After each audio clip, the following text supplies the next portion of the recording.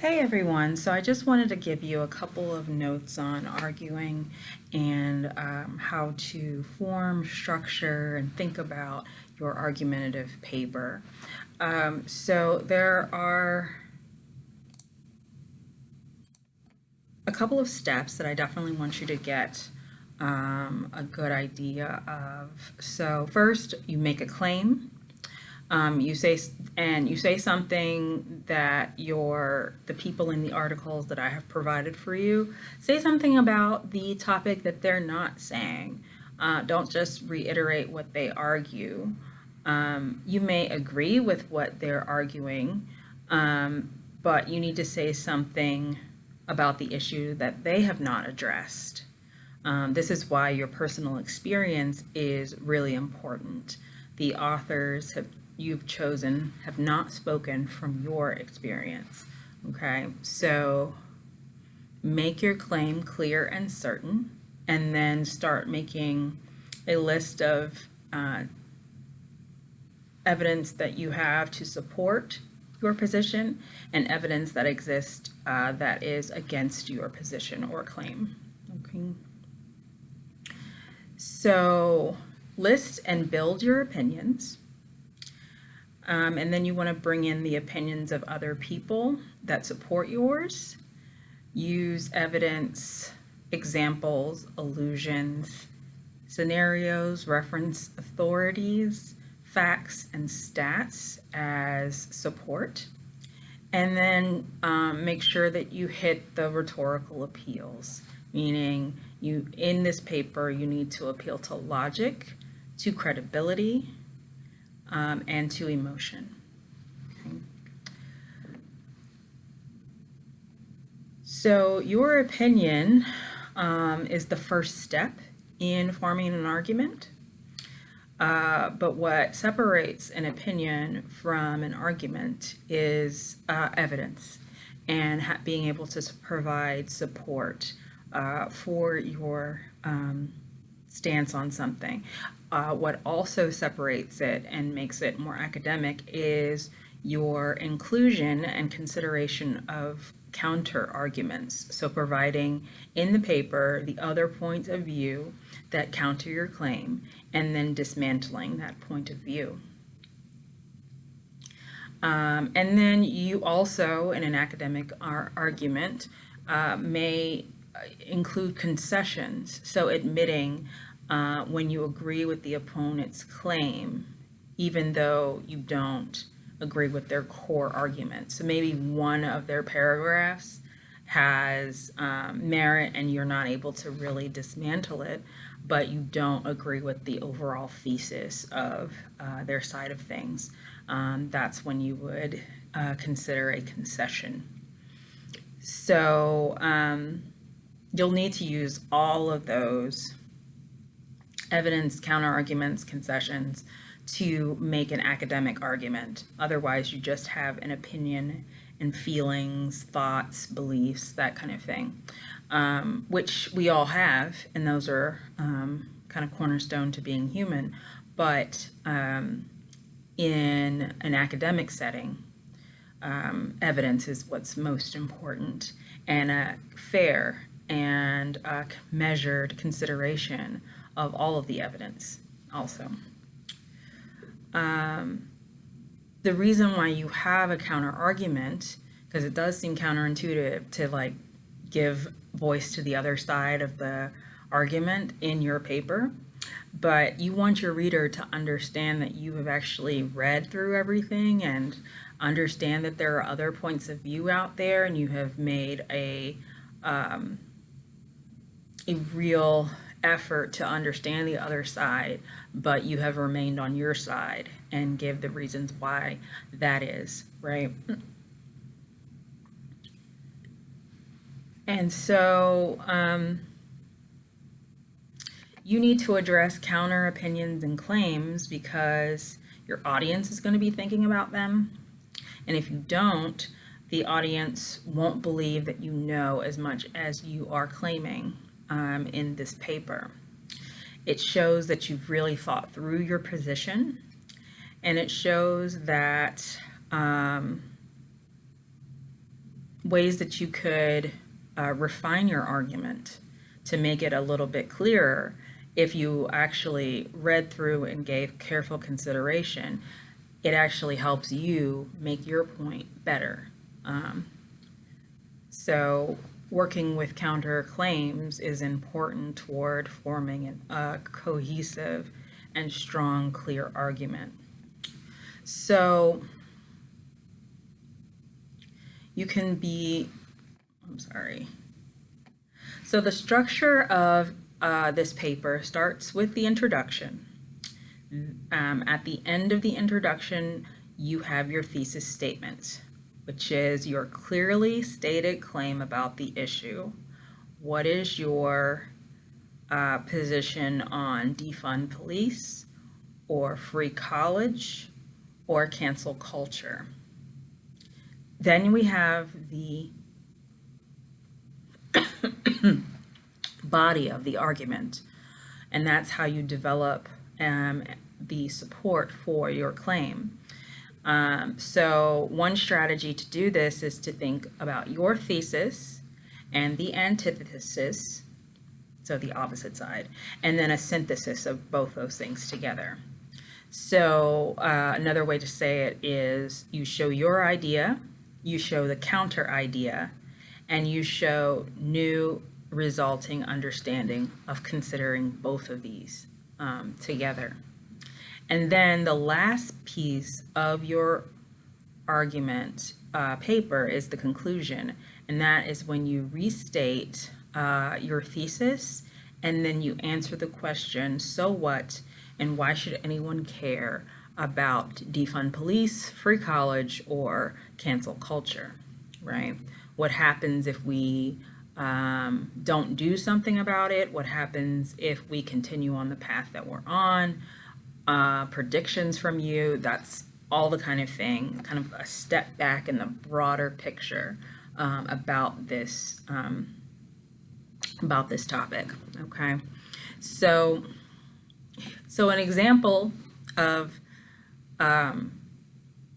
developing thesis, antithesis, synthesis is, and this is even a way to, as I said, consider this topic more fully and to have a more nuanced approach to your thesis. So, for example, animals are a good source of food. That's a thesis. The antithesis is animals should never be eaten, especially those whose living conditions are unethical. And then the synthesis, which is the compromise, conclusion, resolution, or new thesis that you have come up with after taking both positions on board and kind of bouncing them around in your head, and then what comes out as a result. And that might be certain animals should never be eaten. Those in crammed cages, pumped full of antibiotics and chemicals, and those kept on industrial farms. However, the animals who are treated with dignity, being well fed and cared for, and given plenty of room to roam, could be a good source of food. So it's you take two ideas and mix them together to figure out if you can come up with more of a nuanced understanding of an argument. So it isn't like all in on one side necessarily or all in on the other side. It is like a measured consideration of both sides to come up kind of with a new argument almost. So this can help you with developing your essay, but it can also help you with revising your thesis. So I'll give you another example. Here's a thesis. Young girls should be encouraged to participate in beauty pageants. The counterpoint is beauty pageants are an abomination and we should protect our children from them. And then the synthesis is, while we should protect our children from beauty pageants that focus entirely on physical appearance, pageants that also consider social skills, talent, and good sportsmanship can cultivate character in our future generations. Okay? So I'm still advancing an argument, but it's a little more nuanced than no beauty pageants or yes beauty pageants, you see? Because I know that in the 24-hour news cycle, with a lot of news opinions interwoven in there, you might come to the conclusion that, shouting down the other side and being all in or all or nothing is the way to do an argument, but not academically. That is good for entertainment, edutainment, newstainment kind of thing, but it is not useful in an academic setting. We're more measured and more careful about how we approach arguments. Okay, so that's something to consider. One last example, horror movies. Okay, horror movies are a good source of fun and entertainment. That's one side. The antithesis, horror movies are immoral and promote the worst human behavior. That is the other side. And then the synthesis is, though horror movies may be inappropriate for some audiences, those who can handle the content, seeing it for the ridiculous, over-the-top horseplay that it is, should continue to enjoy themselves. Okay.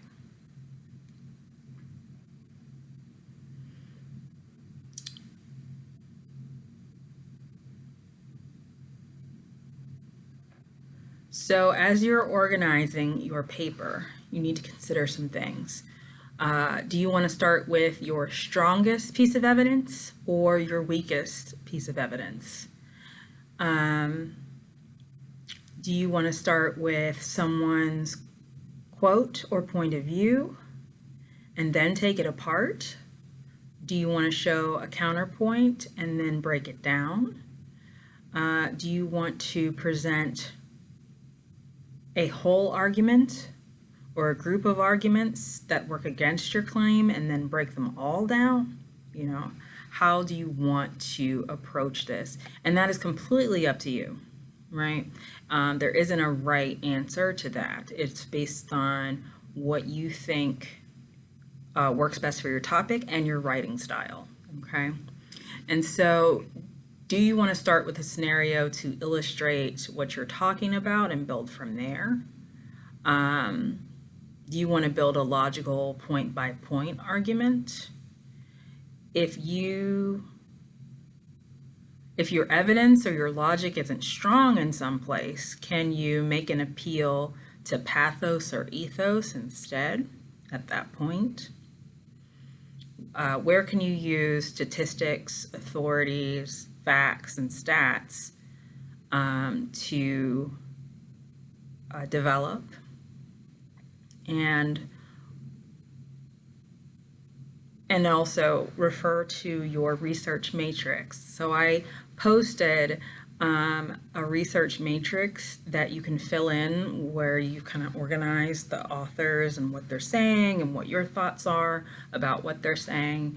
And then, so you need to reference that and see where in the organization and where in kind of like the lineup or the outline of your argument do you want to use one thing or another, right? So remember that there should only be one idea per paragraph or per section. That way you don't jump around. And you also need to define terms. So it is important that you define what cancel culture is. It is important that you define what defund police means. And it's important that you define perhaps the different types of free college arguments that have been made. So is it like free across the board, like there's the abolition of private institution? Is it that the government gets involved to hold tuition prices down? Is it that state institutions are at a reduced charge or free of charge altogether? how does this work, right? So there are some things that you might need to define even with free college. So those are kind of my notes for this, and let me know if you have questions, and I'll talk to you all soon.